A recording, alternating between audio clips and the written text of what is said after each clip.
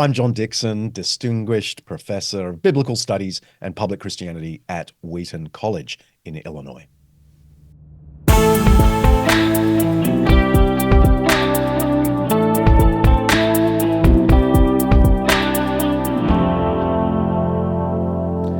Dr. John Dickson. John, good to see you. Welcome to Exegetically Speaking. Thank you for having me. This is going to be fun. I have been a fan of your work for a long time, and when I met you at Wheaton College 8 years ago, and I'm glad you're there now. It's so exciting.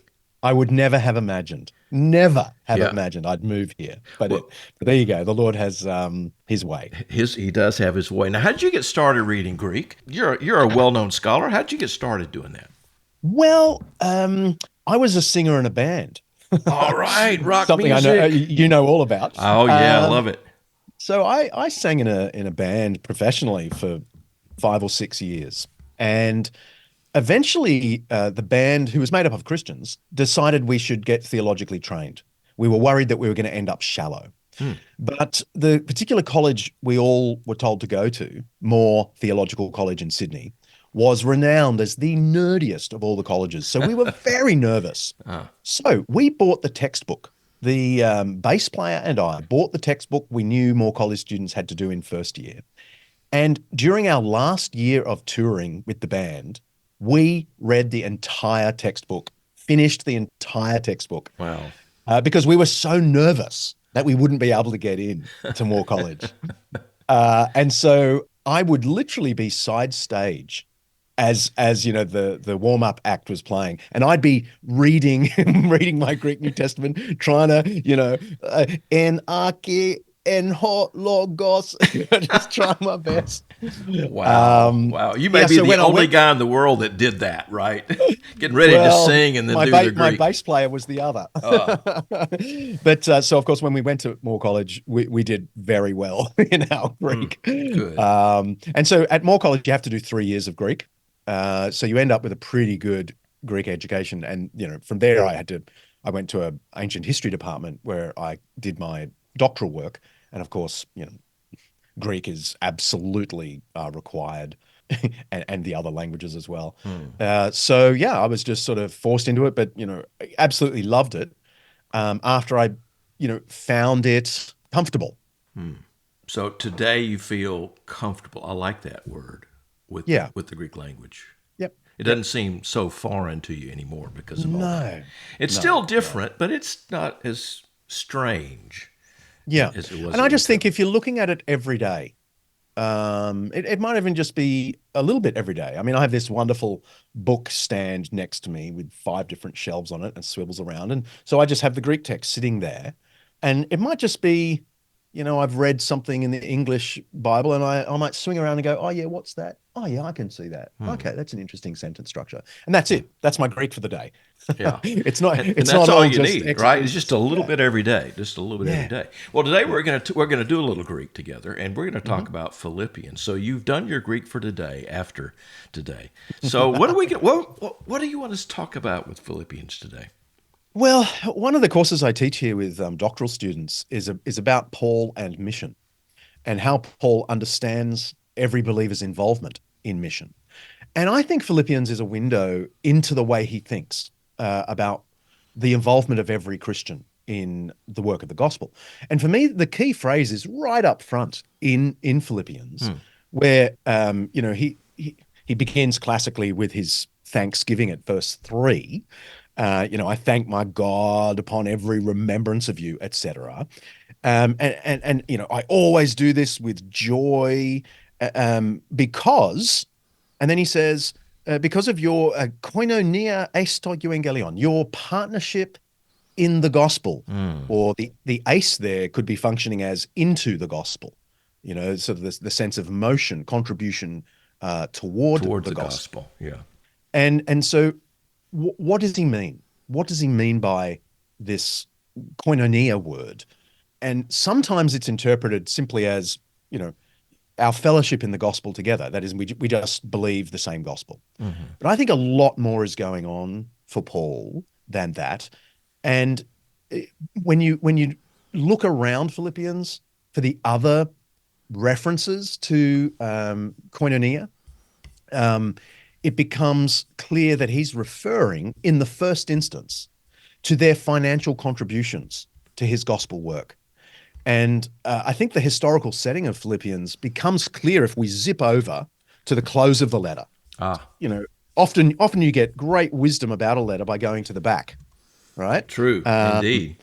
I've often thought, at the very end of Romans when Paul says, "Oh, I'm coming to you guys, by the way, forgot to tell you, and have you propempo me, help me, send me on my way to Spain." Aha, Ah, aha. So if we can now go back and read Romans with that in mind, we, you see it's got it a some little weight. differently, don't you? Yeah. Yeah. So if we go to the end of Philippians and you look at verse 14 of chapter 4, and then he's basically now saying, I'm so grateful that you just sent Epaphroditus with a great bag of goodies all the way to visit me in prison.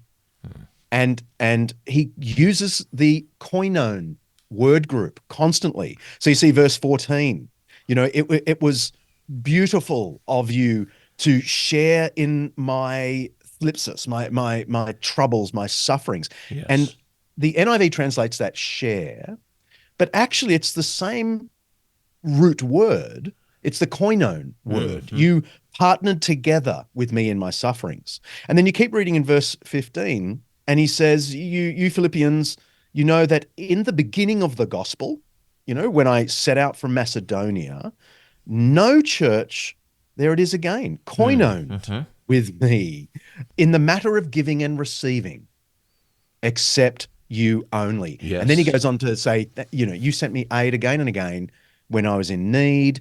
And then toward verse 18, he says, now I have received from Epaphroditus the things that you have sent, and he calls them a sweet smelling sacrifice, etc. Mm. So here at the back of Philippians, you've got two uses of the koinon word group, and it is clearly a reference to money, to their financial partnership Hmm. in the gospel. Now, we go back to Philippians chapter 1 and we read Paul effusive with joy. I thank my God upon every remembrance of you, Yes. always with joy, etc., because of your koinonia, Hmm. eisto euangelion, your partnership into the gospel, I like that for the translation, gospel. partnership into the gospel, Yeah. as opposed to just saying, this is what we share in common. Yep. And so I think when we hold the back of the letter in mind and the front of the letter, the partnership into the gospel is their financial contributions from the beginning. You know, ever since the beginning of the gospel, he says in chapter 4, you've been partnering with me in the matter of giving and receiving. And I think that's why he also says immediately after this at the front of the letter, koinonia esto evangelion, tes protes hemeras, from the first day, Mm. meaning when he set out from Macedonia. Yeah. They've been doing it since then, right up to the now, he says. Mm. And then there's one other reference to their koinoning with him, and it continues. It's in this Thanksgiving still, say in verse 7, and he says, whether I'm in chains or I'm defending or confirming the gospel, there it is again. Mm. You have been partnering together with me in the grace. I take that as an anaphoric article. He's referring to this grace of financial giving. Mm. Hmm. So it's got all those It's resonances with, gift. It's the gift, yeah, right? exactly. Yeah. Yes. 2 Corinthians 8 uses the grace Mm. of the gifts of the Macedonians. Hmm. You know, throughout 2 Corinthians, he uses grace to mean their gifts, their gifts. Their And so I gifts. think that's what he's saying here. Whether I'm defending or confirming the gospel, you continue to be partners with me in this grace of giving. Mm. And my point is, I mean, to jump out of simple exegesis to, sort of theology or mission theology, for me, this is a window into how Paul thinks. Congregations, the average Christian, is a partner in the gospel. They might not be running around the world preaching the gospel like Paul does, but if they are contributing to the gospel, if they are giving into the gospel in with their money, yes, In their prayers, yes. In their godly life, yes. In their giving answers to their local neighbors, if they're making some contribution to the gospel, it is as if they are just like Paul. And there's a wonderful Chrysostom sermon on Philippians 1 where he says, this is almost what one might say of an evangelist, of an apostle. He says they are his partners for the gospel. Yeah. Wow. That's an What Paul exciting is way doing of is reading that text. Yeah. elevating them to sort of apostolic missionary status, even if they're not the herald. Because his heraldship would not be possible without their contributions. Indeed, especially as no other church partnered with me in the matter of giving and receiving except you only, as he says. He really needed these guys and he loved them. And they came through for him as he is in prison. Yeah. He even, in chapter 4, he calls it a sweet-smelling sacrifice, pleasing to God. Mm-hmm. I mean, a Jew can't praise something any more than using that language, can he? To describe this in temple language, no. As a temple offering that has come up to the God is smelling this. To describe their financial contributions in that holy language is to say that what they've done in a material support of the gospel is in God's eyes just like they were preachers of the gospel. That's fantastic. John, that's a great reading of that text. I'm really grateful for you today being a part of our conversation and hope you'll come back. Absolute pleasure. Absolutely. Anytime. Yeah, it's fun. It's fun to do it. All right. Here's my Bible nerd. Bible nerd. There we go. We're all Bible nerds when it comes down to it. Yeah. All right, John. We'll see you again. Bless you, friend. What an inspiring reading of Philippians. Thanks to John Dickson for being with us today. Here on the podcast, his first time. We hope he'll be back. We also hope that you're enjoying Exegetically Speaking. If you are, share it with a friend. Subscribe as well so you don't miss an episode. And how about a 5-star rating? Come on. You know you want to. Are you interested in studying biblical languages? Well, check out the show notes here because they will help you get started. Just a couple of clicks is all it takes. Thanks to Ian Rosine and John Lonsma and Rebecca Larson. They are our Wheaton-based team that help us get this podcast off the ground. Thanks as well to Phil Keggy for our music. Until next week, I'm David Capes. Thanks for listening.